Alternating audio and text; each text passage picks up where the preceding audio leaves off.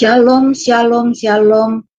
Selamat pagi bangsa kami yang terkasih, Indonesia dan sekitarnya. Selamat sore menjelang malam bagi saudara-saudari kami juga yang berada di belahan dunia Amerika. Selamat hari Senin ya. Sudah tidak berasa kita sudah berada di tanggal 14 Agustus. Beberapa hari lagi kita akan mengenang, memperingati HUT kemerdekaan bangsa kita yang ke-78.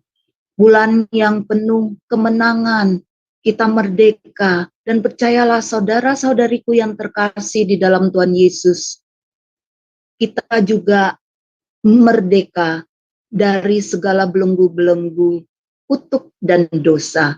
Mari bergabung bersama-sama kami, mari kita berdoa. Bapa yang kekal, kami mengucap syukur karena Engkau kumpulkan kami membangun tatamu.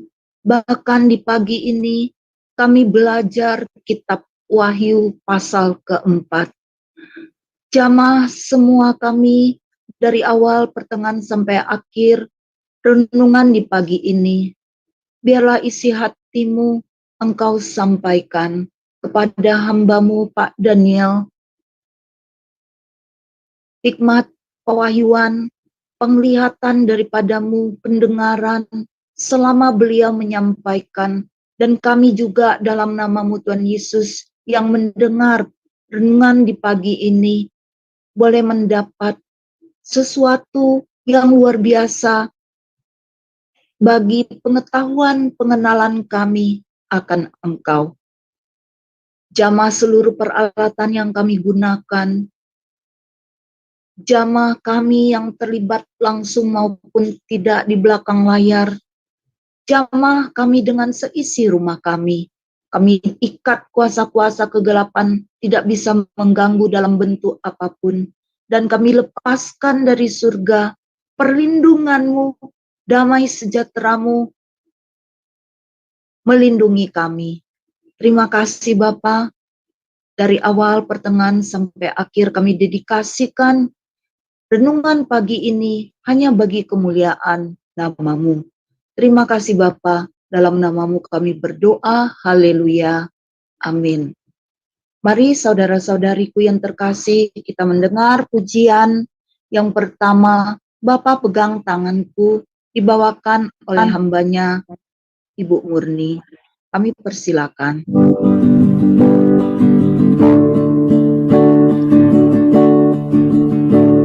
Bapa pegang tanganku, Bapa ku rindu selalu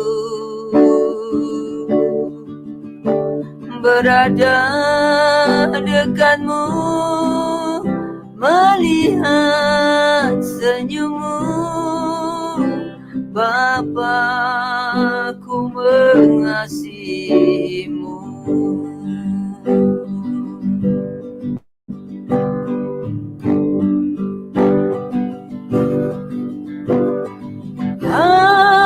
Hadiratmu, hadiratmu membawa kesembuhan bagiku. Hadiratmu, hadiratmu membawa kesembuhan.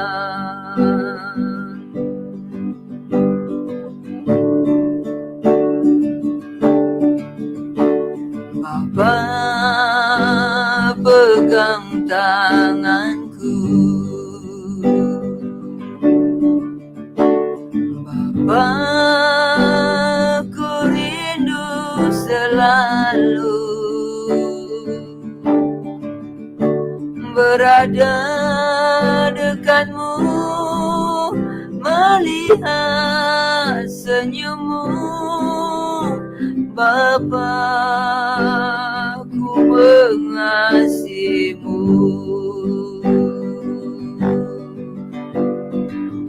Hadiratmu, hadiratmu membawa kesembuhan bagiku.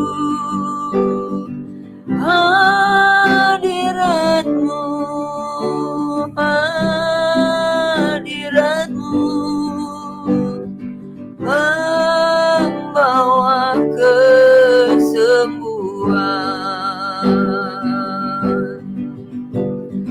Hadiratmu, hadiratmu membawa kesembuhan bagiku. Hadiratmu, hadiratmu membawa kesembuhan, membawa kesembuhan.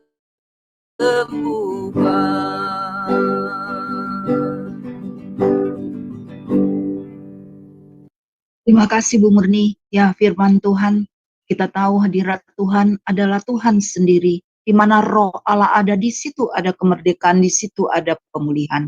Terima kasih untuk hambanya yang dengan setia dan tekun selalu membawakan puji-pujian di Sema Adonai. Terima kasih. Dan saudara-saudariku yang terkasih di dalam Tuhan Yesus, mari kita buka kitab kita, Wahyu pasal 4, yang akan dibawakan oleh hambanya Pak Antara. Kami persilakan. Terima kasih, Bu Ana. Pembacaan kitab Wahyu pasal yang keempat, ayat 1 sampai dengan ayat 11. Ke-24 buah-buah dan keempat binatang. Kemudian daripada itu aku melihat sesungguhnya sebuah pintu terbuka di surga, dan suara yang dahulu yang telah kudengar berkata kepadaku seperti bunyi sangkakala. Katanya, naiklah kemari dan aku akan menunjukkan kepadamu apa yang harus terjadi ini. Segera aku dikuasai oleh roh, dan lihatlah sebuah tahta terdiri di surga, dan di tahta itu duduk seorang. Dan dia yang duduk di tahta itu nampaknya bagaikan permata yasmin dan permata sardi, dan suatu pelangi melingkungi tahta itu, hilang gemilang bagaikan jambut rupanya. Dan sekeliling takhta itu ada 24 takhta, dan di takhta-takhta itu duduk 24 buah-buah yang memakai pakaian putih dan mahkota emas di kepala mereka. Dan dari takhta itu keluar kilat dan bunyi guruh yang menderu. Dan 7 obor menyala-nyala di hadapan takhta itu. Itulah 7 roh Allah. Dan di hadapan takhta itu ada lautan kaca bagaikan kristal.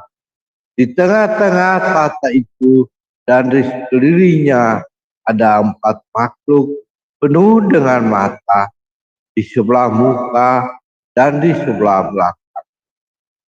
Adapun makhluk yang pertama sama seperti singa, dan makhluk yang kedua sama seperti anak lembu, dan makhluk yang ketiga mempunyai muka seperti muka manusia, dan makhluk yang keempat sama seperti burung nasar yang sedang terbang.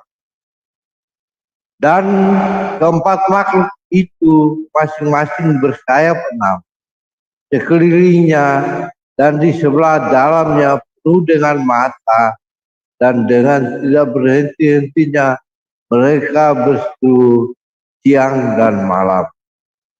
Kudus, kudus, kuduslah Tuhan Allah yang Maha Kuasa, yang sudah ada dan yang ada dan yang akan datang. Dan setiap kali makhluk-makhluk itu mempersembahkan puji-pujian dan hormat dan ucapan syukur kepada Dia yang duduk di atas takhta itu dan yang hidup sampai selama-lamanya. Maka tersungkurlah ke-24 tua-tua itu di hadapan Dia yang duduk di atas takhta itu, dan mereka menyembah Dia yang hidup sampai selama-lamanya. Dan mereka melemparkan mahkotanya di hadapan takhta itu sambil berkata, "Ya Tuhan dan Allah kami, Engkau layak menerima puji-pujian dan hormat dan kuasa, sebab Engkau telah menciptakan segala sesuatu, dan oleh karena kehendak semuanya itu ada dan diciptakan." Demikianlah firman Tuhan. Amin. Amin. Terima kasih Pak Fran yang sudah membacakan bagi kita pada pagi ini Kitab Wahyu pasal 4. Mari kita ini saatnya hambanya Pak Daniel Palungan Demin memberkati kita dengan sharing Kitab Wahyu ini. Waktu dan tempat kami persilakan. Terima kasih Bu Adasa atas kesempatan pada pagi hari ini. Nah, saudara-saudara yang kekasih di dalam Tuhan, kita sudah mendengarkan satu pembacaan bagian firman Tuhan dari Wahyu pasal 4 ayat 1 sampai 11. Ini adalah sebuah vision, ya, penglihatan yang dialami oleh Yohanes ketika dia ada di Pulau Patmos. Nah, ini adalah sebuah pola yang dipakai oleh Tuhan di dalam Alkitab untuk menyatakan dirinya kepada umatnya, memperkenalkan dirinya kepada umatnya. Ya. Ada dua pola, yaitu pola secara umum yang disebut sebagai penyataan umum, ya, meliputi alam semesta, hati nurani, dan sejarah bangsa-bangsa, khususnya bangsa Israel. Dan pola khusus atau penyataan khusus yang ada 10 cara Tuhan menyatakan diri. Salah satunya adalah melalui penglihatan atau visi, dan itu terjadi di dalam perjanjian lama dan di perjanjian baru. Nah, jadi apa yang Yohanes alami di dalam Wahyu pasal 4 dan pasal 5 ini bukan sesuatu yang baru terjadi, tetapi ini adalah satu peristiwa yang berulang yang dialami oleh hamba-hamba Tuhan di dalam Alkitab. Nah, jadi saya percaya penglihatan, ya, Tuhan bisa pakai, tetapi saya juga mesti hati-hati dengan orang yang sedikit-sedikit saya melihat, ya kan? Dan apa yang dilakukan oleh yang dialami oleh Yohanes ini itu sungguh-sungguh dapat dipercaya karena itu terkonfirmasi di dalam Alkitab bagian yang lain. Ya, nanti saya akan sampai ke situ, tetapi saya bacakan dulu. Kemudian daripada itu aku melihat, nah, penglihatan. Sesungguhnya sebuah pintu terbuka di surga, dan suara yang dahulu telah ku dengar berkata kepadaku seperti bunyi sangkakala, katanya, naiklah kemari dan aku akan menunjukkan kepadamu apa yang harus terjadi sesudah ini. Jadi Yohanes mengarahkan matanya ke langit, dan kemudian langit itu terbuka. Dia melihat, nanti akan kita ke bawah, tetapi suara dari surga itu berseru, dan ini bukan suara baru, ini suara yang sudah pernah bersuara di dalam pasal 1 ayat yang ke-10 dan 11.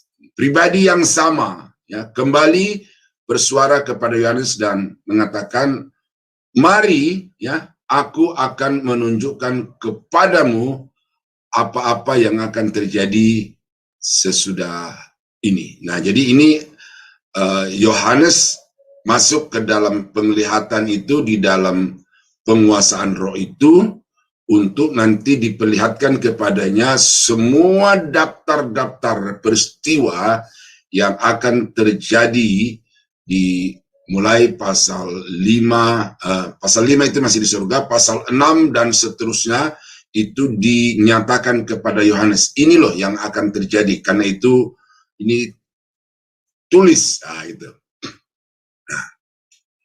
Segera aku dikuasai oleh roh, dan lihatlah sebuah takhta berdiri di surga, dan di takhta itu duduk seorang. Nah, jadi di sini Yohanes tidak hanya mendengar suara, tetapi dia melihat sosok satu pribadi yang sebenarnya kalau dilihat secara langsung itu Alkitab tidak mengizinkan, karena dikatakan siapa yang melihat Tuhan secara langsung itu, maka kekudusan Allah itu akan menghanguskan. Jadi maka itu di sini adalah sebuah visi ya, tetapi Yohanes sendiri ada dalam satu penguasaan Roh Kudus, sehingga walaupun tidak secara face to face, dalam arti pribadi lepas pribadi itu bertemu, tetapi apa yang Yohanes lihat di dalam pewahyuan atau penglihatan itu dimungkinkan oleh karena Yohanes memang dalam kendali Roh Kudus, dan apa yang Yohanes alami itu adalah sebuah penglihatan. Nah, coba kita baca beberapa ayat di dalam Alkitab. Ya. Di dalam Yehezkel pasal 1 ayat yang ke-26 dan 28, ya. Di atas cakrawala yang ada di atas kepala mereka ada menyerupai takhta yang kelihatannya seperti permata lasurit, dan di atas yang menyerupai takhta itu ada yang kelihatan serupa manusia. Tuh, jadi serupa, bukan manusia tetapi serupa. Allah menyatakan diri dalam rupa manusia. Ya. Dari yang menyerupai pinggangnya sampai ke atas, ya, dari pinggangnya ke atas itu aku melihat seperti suasa mengkilat, dan seperti api yang ditudungi sekelilingnya. Jadi ini suatu pemandangan atau suatu penggambaran tentang manusia yang tidak biasa, oleh karena dikatakan itu bagian pinggang ke atas itu bagaikan suasa yang mengkilap kemudian seperti nyala api. Ini bukan makhluk jasmani nih, ya. Ini makhluk yang melampaui keadaan manusia yang alami itu. Ini berbicara tentang kemuliaan, kekudusan, dan keagungan Tuhan itu. Dan dari yang menyerupai pinggangnya sampai ke bawah, aku melihat api yang dikelilingi sinar. Nyala api itu, tetapi kemudian sinarnya itu mengelilingi pribadi itu. Nah, seperti busur pelangi yang terlihat pada musim hujan di awan-awan, Demikianlah kelihatan sinar yang mengelilinginya. Nah, ini bagaimana indahnya, itu warna-warni. Ya. Seperti kalau saudara lihat nyala api itu, ya ada merah, ada kuning, ada biru-birunya gitu kan. Nah, ini seperti, makanya seperti pelangi yang warna-warni itu. Begitulah kelihatan gambar kemuliaan Tuhan. Ya, jadi di sini jelas Yehezkel juga melihat kemuliaan Tuhan, Yohanes melihat kemuliaan Tuhan. Tatkala aku melihatnya, aku sembah sujud, lalu ku dengar suara Dia yang berfirman, ya, dan seterusnya. Nah, dalam pasal 10 ayat yang 1 ini penglihatan yang sama juga oleh nabi yang sama dikatakan, lalu aku melihat sungguh di atas cakrawala yang di atas kepala kerub, tampak di atas mereka sesuatu yang menyerupai takhta yang seperti permata lasurit kelihatannya. Oke. Coba saya periksa dulu apa yang dikatakan oleh Tuhan kepada Nabi Yehezkel itu, ya. Saya baca pasal ya.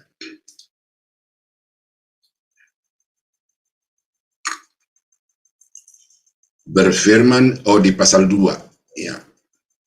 Firman-Nya kepadaku, hai anak manusia, bangunlah dan berdiri, karena aku hendak berbicara dengan engkau. Ya. Sementara ia berbicara dengan aku, kembalilah rohku ke dalam aku, dan ditegaknya aku. Kemudian aku mendengar Dia yang berbicara kepadaku, firman-Nya kepadaku, hai anak manusia, aku mengutus engkau kepada orang Israel, kepada bangsa-bangsa pemberontak. Ini panggilan Yehezkel yang kemudian dia mendapat tugas untuk menjadi pemberita firman Allah kepada bangsa Israel. Tetapi sebelum penugasan itu diberikan kepada Yehezkel, Tuhan menyatakan diri di dalam kemuliaannya kepada Yehezkel. Nah, penglihatan ini, saudara, sama dengan yang dilihat oleh Yohanes di Pulau Patmos itu. Jadi ini bukan sesuatu yang baru terjadi di dalam kitab Wahyu, tetapi di dalam perjanjian lama itu juga sudah berulang. Nah, ini kenapa bisa terjadi? Oleh karena pelakunya itu adalah sama. Allah menyatakan kemuliaannya kepada Nabi Yehezkel dan juga nabi-nabi di dalam perjanjian lama. Juga Allah yang sama menyatakan diri kepada Yohanes, sang rasul itu.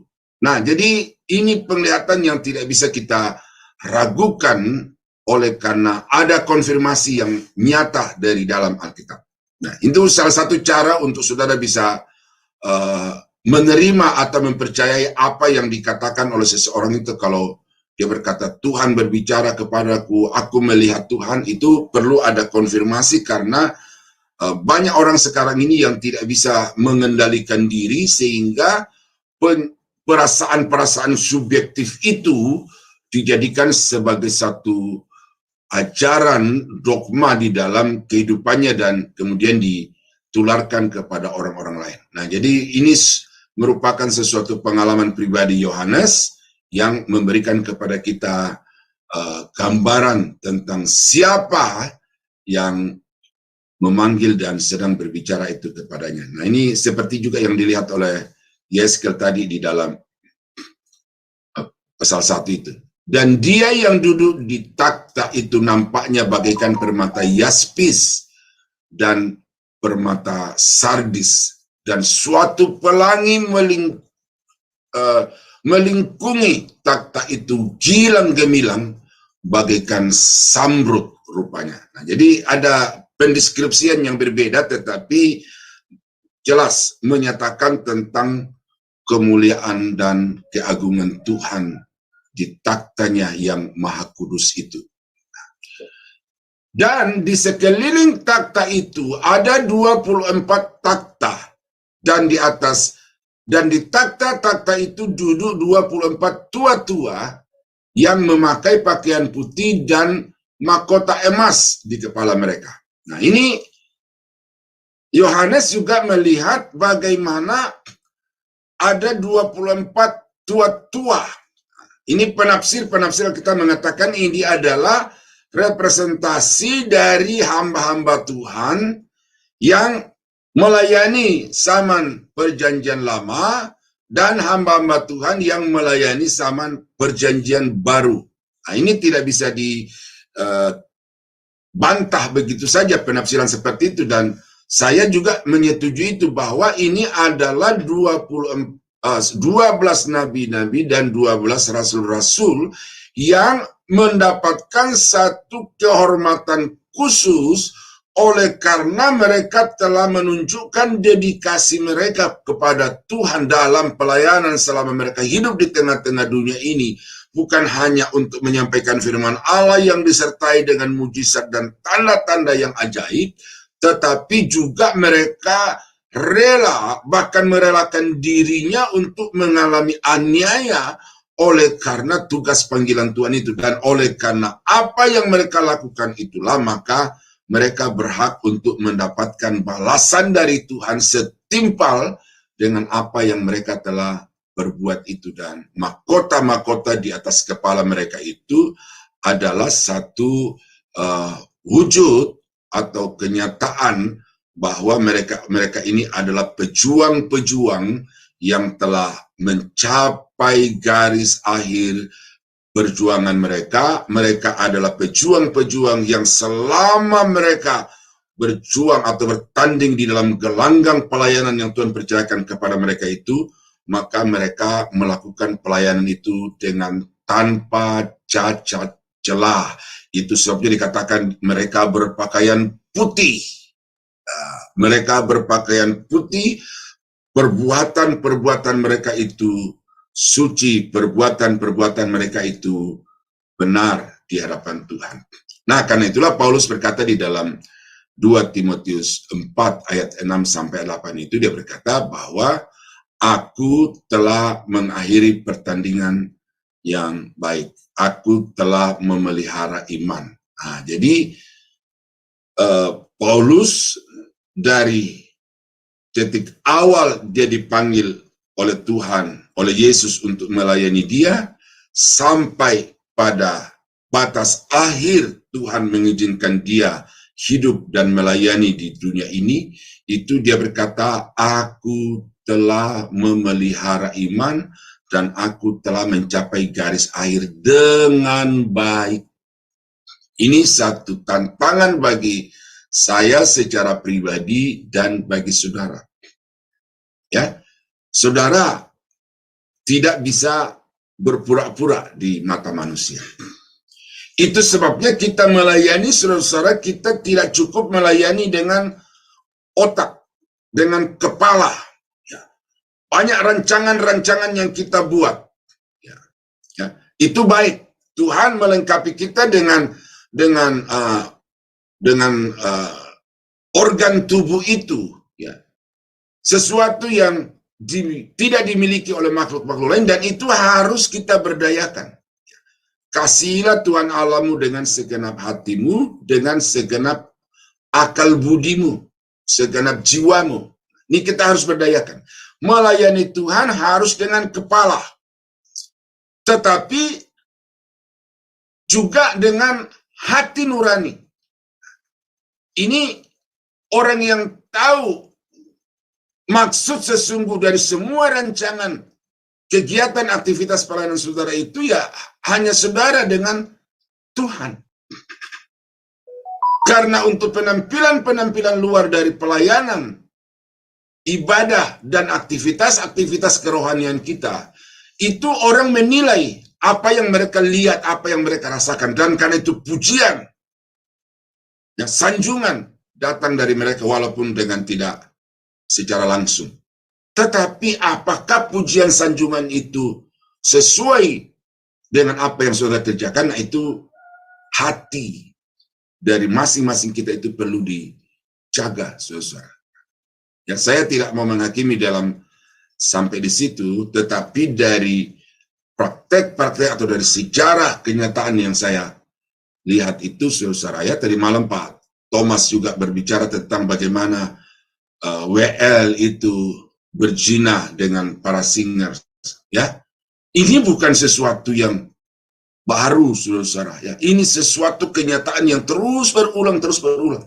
Saudara bisa memanipulasi manusia dengan tampilan saudara di atas panggung, dengan nyanyian saudara, dengan suara yang mantap gitu, ya.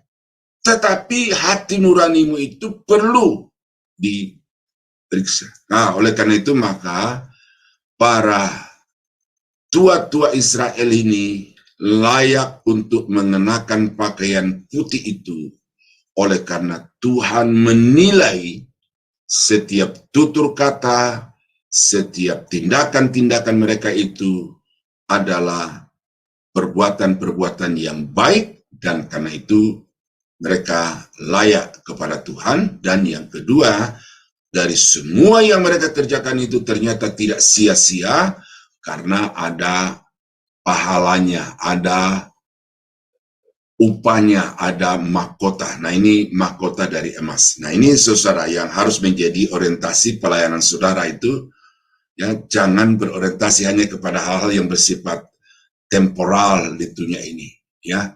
Bukannya kita anti, tetapi orang yang fokus kepada hal-hal yang bersifat dunia ini itu sebenarnya dia bukanlah hamba Tuhan, tetapi dia adalah hamba materi. Bukankah gereja-gereja itu terpecah belah karena masalah materi? Bukankah pendeta-pendeta saling benci-membenci, saling cekal-mencekal, bahkan saling bunuh oleh karena hal-hal materi? Nah, apakah orang-orang seperti itu dapat dikatakan sebagai pelayan-pelayan yang benar, pelayan-pelayan yang berhak mendapatkan mahkota?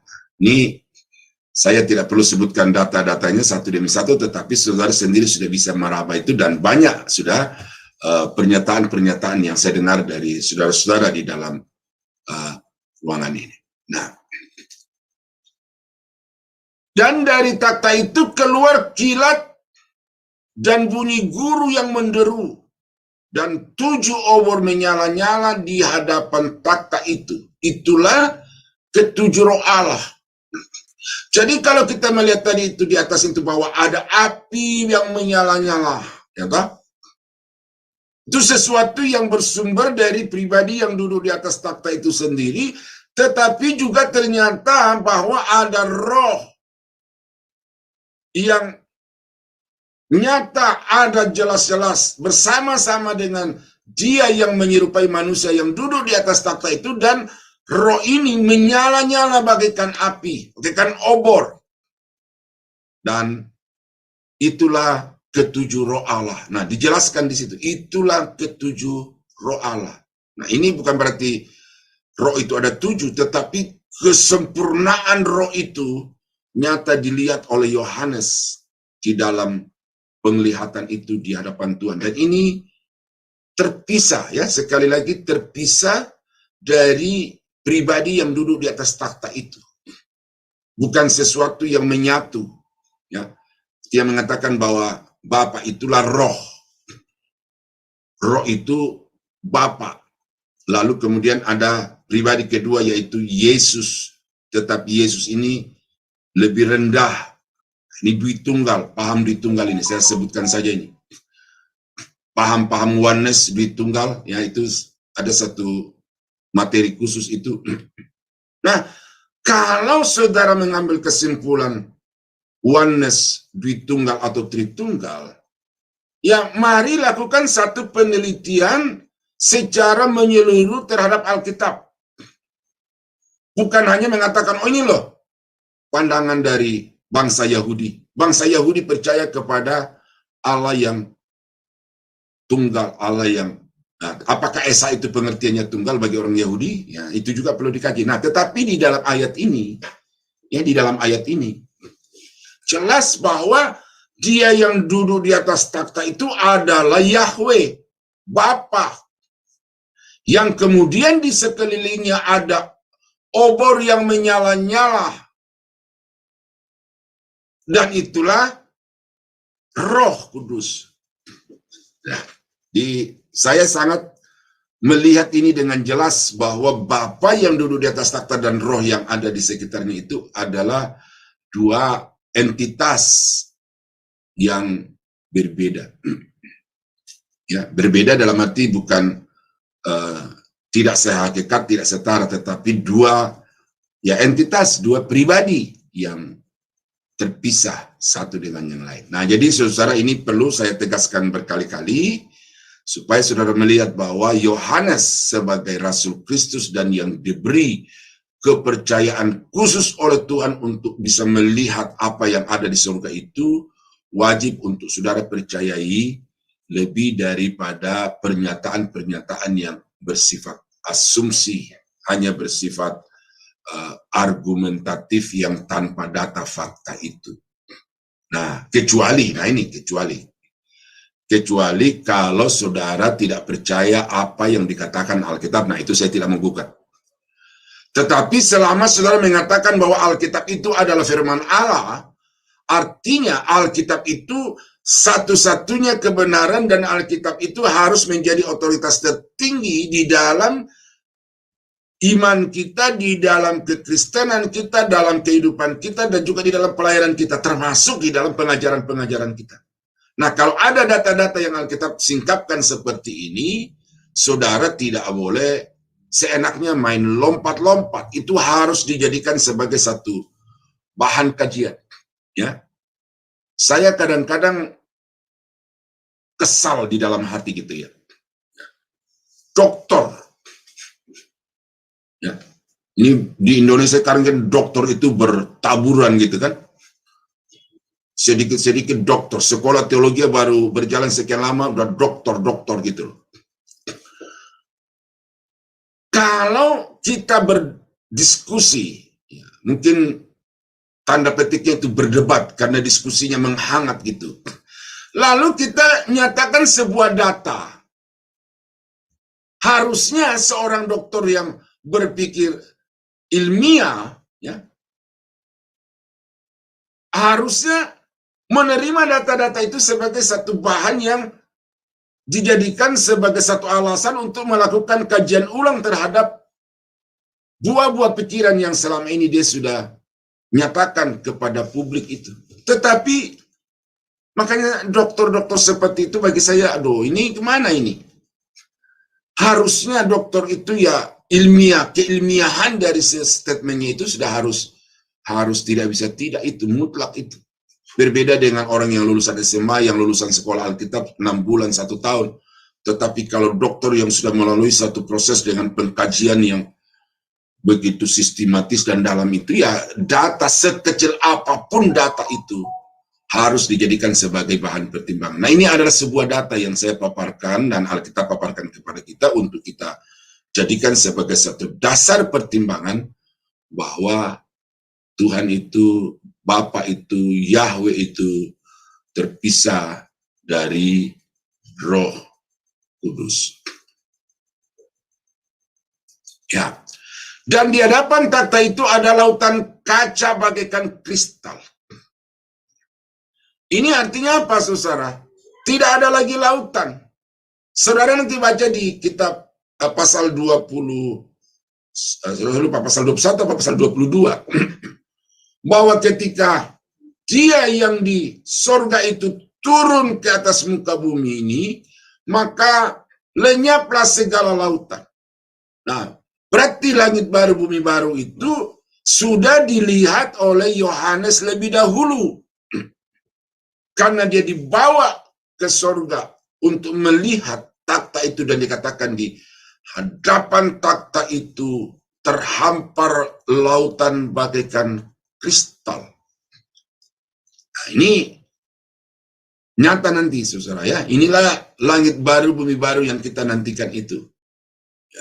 Di tengah-tengah takhta itu dan di sekelilingnya ada 4 makhluk penuh dengan mata di sebelah muka dan di sebelah belakang. Nah, ini adalah malaikat-malaikat yang penggambarannya itu berbeda dengan malaikat-malaikat lain itu. Ya, ini juga dikatakan di dalam, saya bacakan dulu ya ayat-ayat referensi untuk ayat 5 ya. Di dalam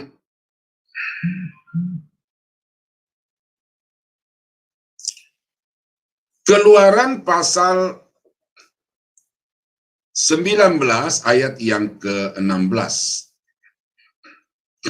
Ya.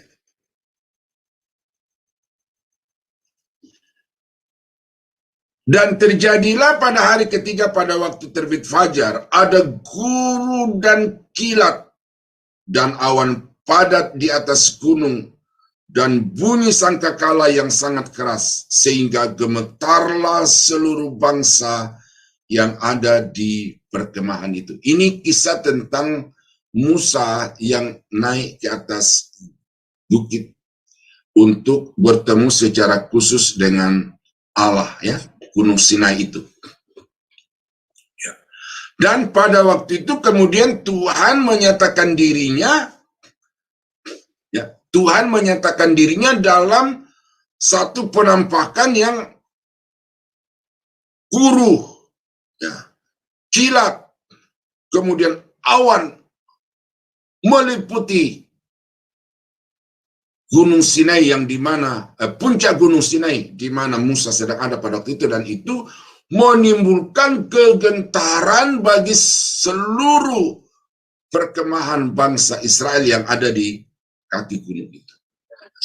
Suatu kehadiran Allah yang luar biasa.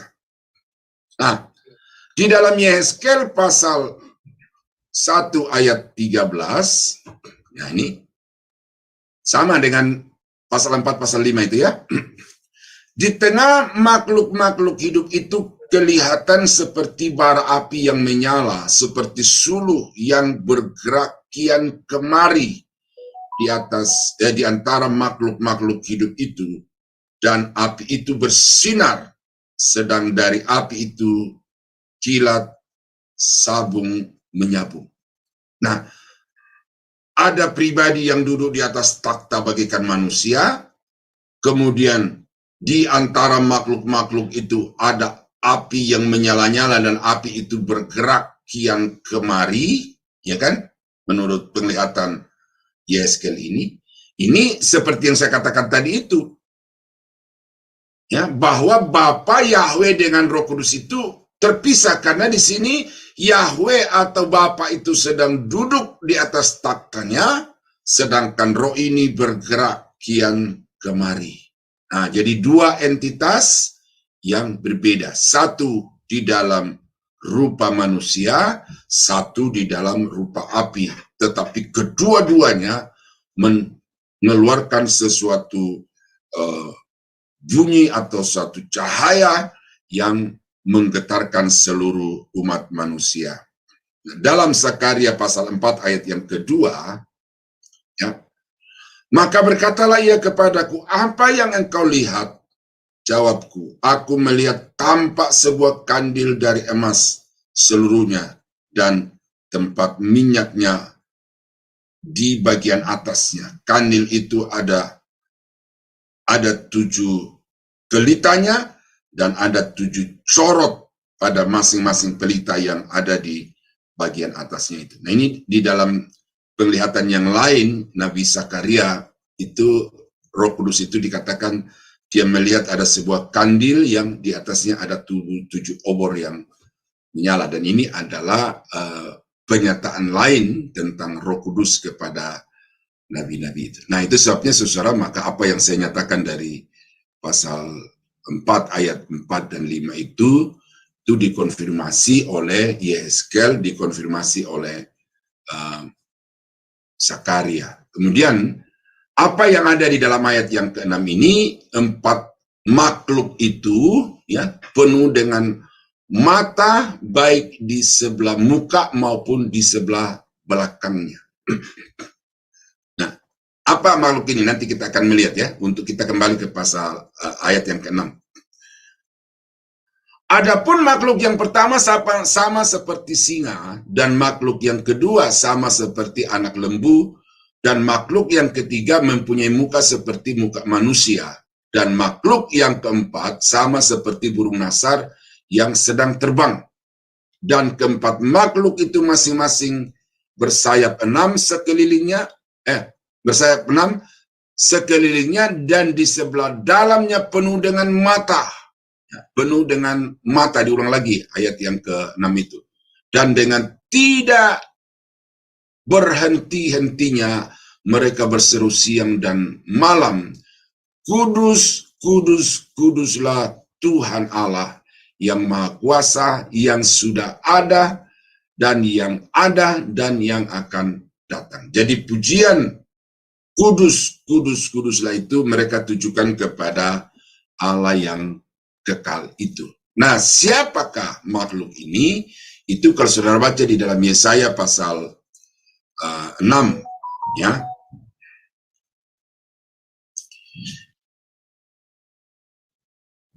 Itu adalah serafim.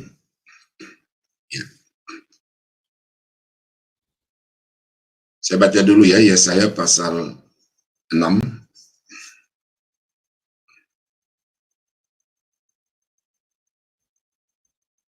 Ya. Saya baca mulai dari ayat 1. Dalam tahun matinya Raja Uzia, aku melihat Tuhan duduk di atas takhta yang tinggi dan menjulang, dan ujung jubahnya memenuhi bait suci. Para serafim berdiri di sebelah atasnya, masing-masing mempunyai 6 sayap, 2 sayap dipakai untuk menutupi muka mereka, 2 sayap dipakai untuk menutupi kaki mereka, dan 2 sayap dipakai untuk melayang-layang. Dan mereka berseru seorang kepada yang lain, Kudus, kudus, kuduslah Tuhan semesta alam, seluruh bumi penuh dengan kemuliaannya. Nah, itu penglihatan Nabi Yesaya dalam Perjanjian Lama, dan memberikan kepada kita satu keterangan yang lebih dengan apa yang dilihat oleh Yohanes. Walaupun juga nanti kita akan melihat bahwa apa yang dilihat Yohanes itu memiliki kelebihan atau ada penjelasan-penjelasan yang lebih dibandingkan dengan apa yang dilihat oleh Yesaya. Tetapi yang dikatakan oleh Yesaya itu adalah serafim. Malaikat yang ditugaskan khusus oleh Tuhan untuk memuji, menyembah, dan juga untuk mengawal takhta kekudusan Tuhan itu. Nah, kemudian di dalam Yehezkel pasal 1 ayat yang ke-8, ya. Pada keempat sisi mereka di bawah sayap-sayapnya tampak tangan manusia. Mengenai muka dan sayap mereka keempat adalah begini. Ya, seterusnya ya. Mereka saling menyentuh dengan sayapnya, mereka tidak berbalik atau berjalan masing-masing, berjalan lurus ke depan. Muka mereka kelihatan begini, keempatnya mempunyai muka manusia di depan, muka singa di belakang sebelah kanan, muka lembu di sebelah kiri, dan muka Raja Wali di belakang. Nah, ini sama dengan apa yang dilihat oleh Yohanes tadi itu. Cuma di sini ada lagi pendeskripsiannya bahwa makhluk-makhluk itu tidak melayang sendiri-sendiri, tetapi ujung sayap yang satu menyentuh ujung sayap yang lain, sehingga akhirnya membentuk satu persegi 4. Dan di tengah-tengah dari persegi 4 itu duduklah yang menyerupai manusia di atas takhtanya itu. Nah, pasal 10 ayat yang ke-12 dari Yehezkel, ini saya sampaikan lagi ayat 12. Seluruh badan mereka, punggungnya, tangannya, sayapnya, dan roda-rodanya penuh dengan mata sekelilingnya, dan roda-roda mereka berempat juga. Nah, jadi saudara-saudara, apa yang digambarkan oleh Yohanes ya di dalam kitab yang kita baca ini, Wahyu 4 ini bukan sesuatu yang pertama kali gitu loh. Oleh Yesaya, oleh Yehezkel. Berarti ini sesuatu yang bukan subjektif, tetapi ini betul-betul objektif oleh karena disaksikan oleh bukan 4 mata tetapi 6 mata. Nah, jadi makhluk-makhluk itu penuh dengan mata. Nah, apa tugas malaikat-malaikat ini? Pertama adalah malaikat pemuji. Mereka siang malam menyerukan kudus, kudus, kuduslah Tuhan. Nah, yang kedua, seluruh tubuh mereka itu dipenuhi dengan mata. Artinya mereka adalah CCTV. Heavenly CCTV. Ya. Yang memantau segala sesuatu pergerakan yang ada di tengah-tengah dunia ini. Bahkan apa yang ada di dalam hati setiap manusia. Hati setiap hamba-hambanya.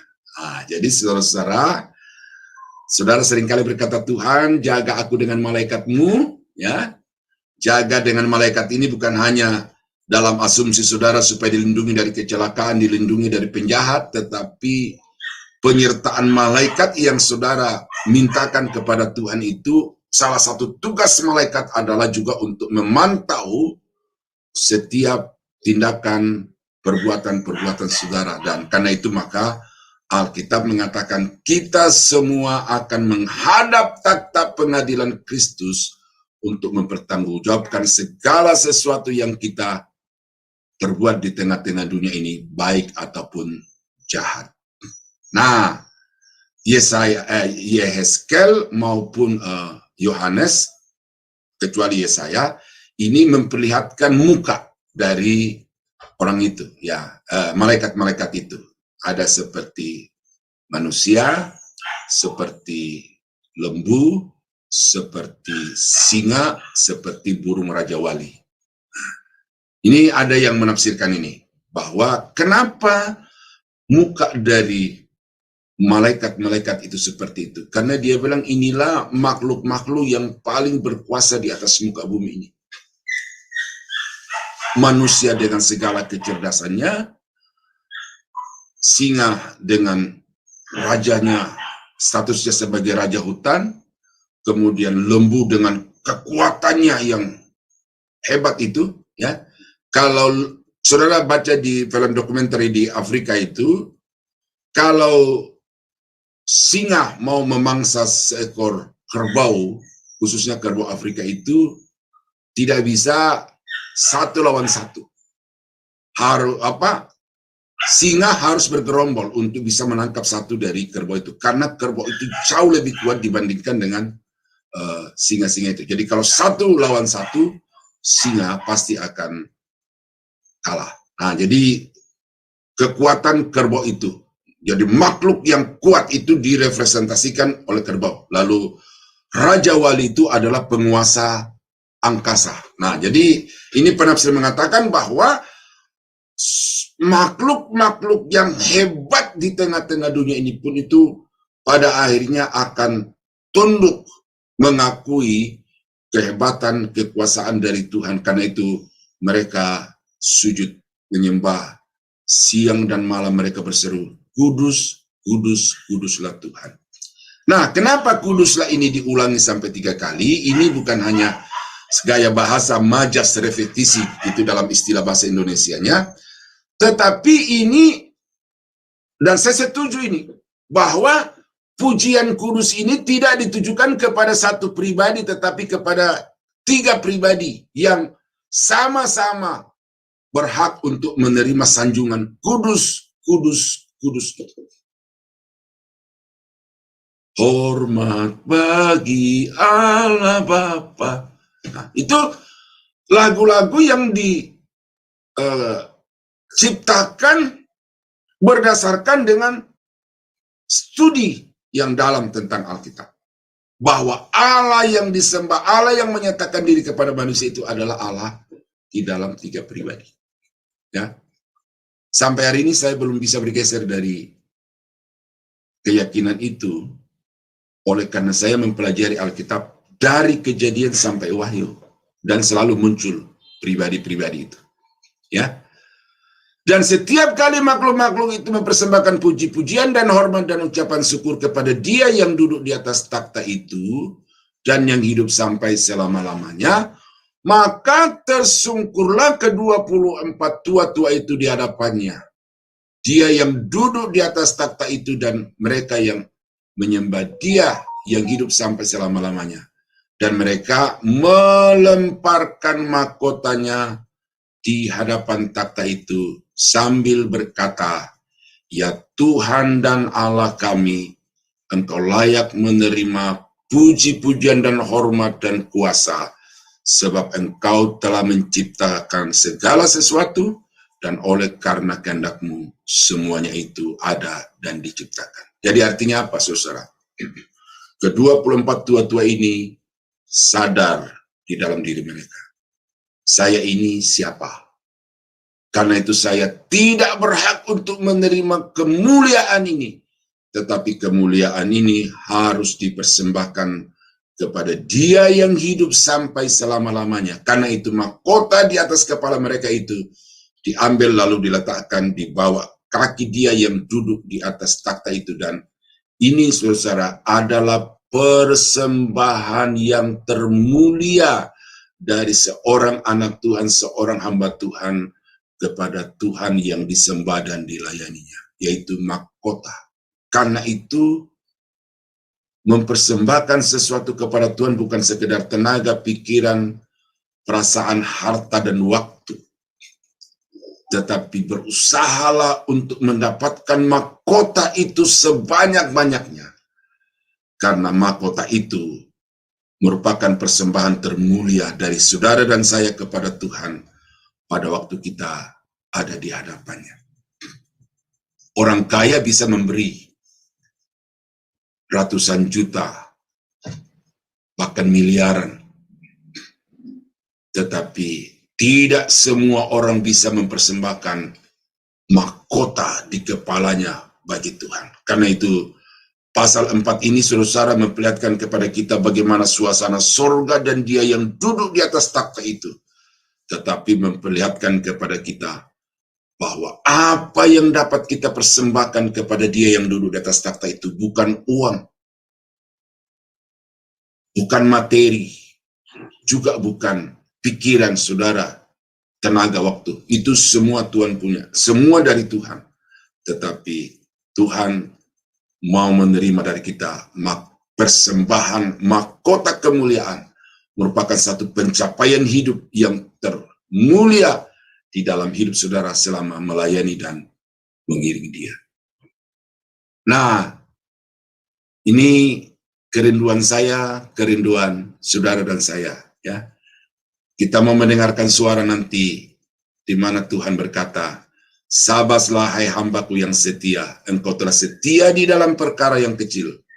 Aku akan memberikan kepadamu tanggung jawab di dalam perkara yang besar." Itu sapaan yang menggetarkan, ya. Itu sapaan yang membuat kita merinding, bahkan mencucurkan air mata untuk mendengarnya, karena kita dianggap layak untuk melayani Dia. Jadi 24 tua-tua Israel ini adalah standar yang harus dicapai oleh setiap pelayan-pelayan Tuhan selama ada di tengah-tengah dunia ini. Nah, bagaimana standar hidup mereka itu? Telusuri kehidupan nabi-nabi Tuhan perjanjian lama, telusuri kehidupan rasul-rasul dalam perjanjian baru. Apa yang membuat mereka mendapatkan mahkota itu? Tidak lain adalah karena mereka mempertaruhkan segenap kehidupan mereka untuk menegakkan keadilan, kebenaran di tengah-tengah dunia ini. Terpujilah nama Tuhan, kiranya Tuhan memampukan saudara dan saya untuk dapat tampil di hadapan Tuhan dengan kekudusan dan kemuliaan. Amin. Mari kita tunduk kepala, kita berdoa. Bapa Surgawi, Bapa yang Maha Mulia, kami berterima kasih karena pada hari ini kami sudah mendengarkan firman Tuhan dari Wahyu pasal 4. Kiranya apa yang Yohanes nyatakan kepada kami, ini merupakan sesuatu penggambaran target yang harus kami perjuangkan selama kami hidup di tengah-tengah dunia ini. Tuhan, kami sadar bahwa tidak ada sesuatu yang tersembunyi di hadapan Tuhan, baik perbuatan kami di tempat-tempat tersembunyi, pikiran kami yang tidak ada orang yang tahu, bahkan niat-niat dalam hati kami, sesungguhnya tidak ada yang tersembunyi di hadapan-Mu. Karena itu Bapa, tolong kami, supaya kami dapat melayani Tuhan dengan kejujuran, ketulusan, kesetiaan, dan kekudusan. Terpujilah nama-Mu Bapa. Kami berterima kasih untuk firman-Mu pada hari ini, di dalam nama Yesus Tuhan dan Juru Selamat kami. Haleluya. Amin. Amin. Selamat pagi, Terima kasih. saya kembalikan kepada Ibu. Ya, terima kasih Pak Pendeta Daniel Palungan atas sharing firman di kitab Wahyu pasal 4. Sungguh banyak, saya yakin dan percaya Bapak, Ibu, saudara-saudariku yang terkasih mendapatkannya. Ada satu warning yang kita dapatkan di pagi ini.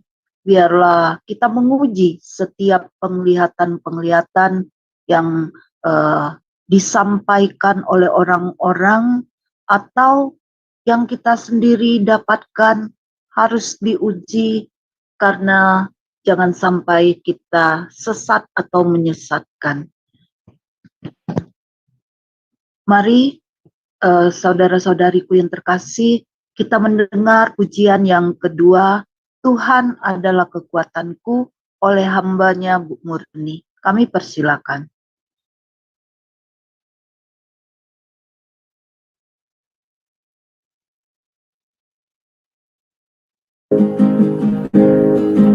Tuhan adalah kekuatanku,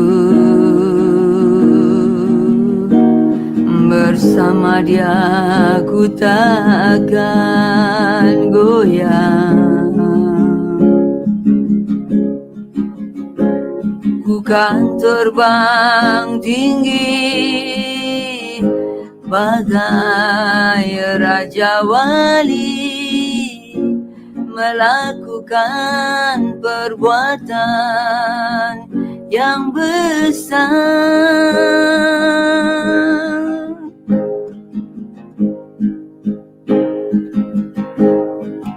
Bukan terbang tinggi bagai Raja Wali, dan melayang tinggi dalam kemuliaannya,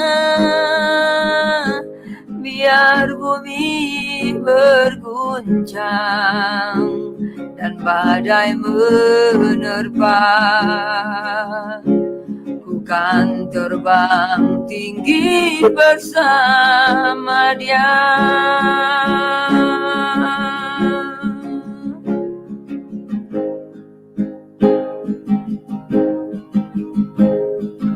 Tuhan adalah kekuatanku, bersama Dia ku tak akan goyang. Ku kan terbang tinggi bagai Raja Wali, melakukan perbuatan yang besar.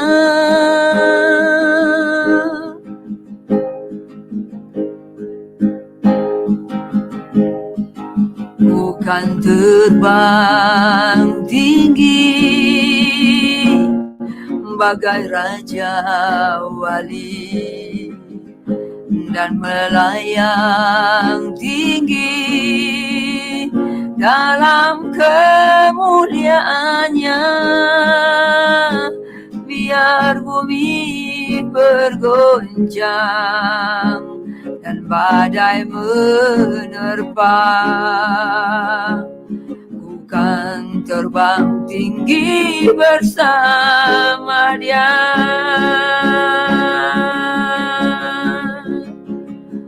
Ku kan terbang tinggi bersama Dia.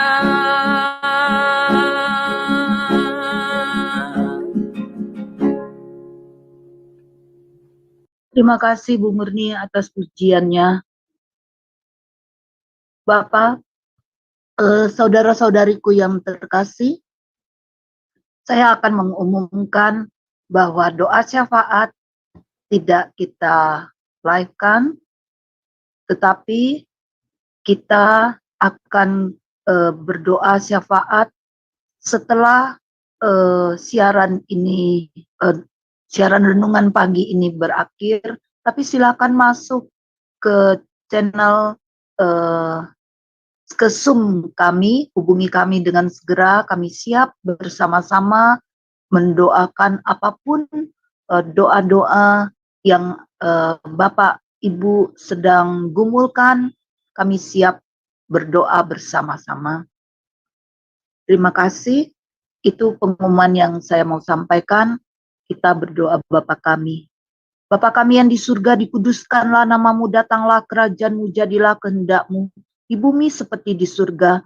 Berilah kami pada hari ini makanan kami yang secukupnya, dan ampunilah kami akan kesalahan kami, seperti kami juga mengampuni orang yang bersalah pada kami. Dan janganlah membawa kami ke dalam pencobaan, tetapi lepaskanlah kami dari yang jahat, karena Engkaulah yang mempunyai kerajaan dan kuasa dan kemuliaan sampai selama-lamanya. Amin.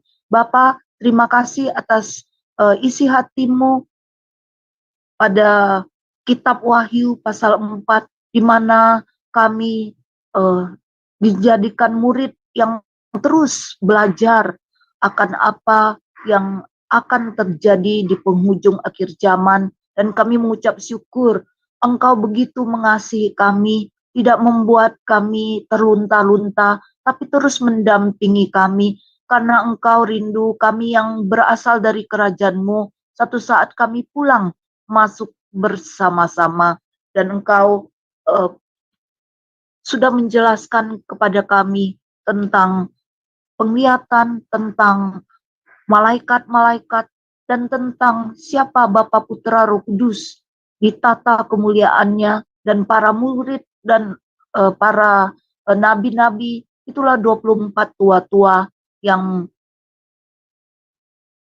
tersungkur melemparkan mahkota, yang mereka dapat mahkota kesetiaan dalam kehidupan mereka. Berkati hamba-Mu Pak Pendeta Daniel Palungan, biarlah Tuhan tambah-tambahkan hikmat pewahyuan, berkati kesehatan beliau, berkati keluar masuk beliau, seisi rumahnya dipelihara dan dilindungi oleh Engkau. Terima kasih Bapa, inilah doa kami. Haleluya, amin. Saudara-saudariku yang terkasih, sebagai penutup kita akan doa berkat oleh hambanya Pak Daniel Palungan. Kami persilakan. Terima kasih Tuhan karena Engkau sudah pimpin ibadah pagi kami hari ini, renungan firman Tuhan yang Tuhan sudah perkenankan kami ikut di dalamnya. Kami berdoa supaya semua berkat-berkat yang sudah kami dapatkan pagi hari ini membuat kami lebih setia kepada Tuhan, lebih waspada terhadap kehidupan kami dan pelayanan kami, sehingga pada akhirnya kami ditemukan layak dan berkenan kepada Tuhan. Kami akan terus melanjutkan doa-doa kami, dan ada teman-teman yang akan beraktivitas. Kiranya Tuhan sertai setiap yang kami kerjakan berhasil untuk kemuliaan nama-Mu. Terima kasih Bapa.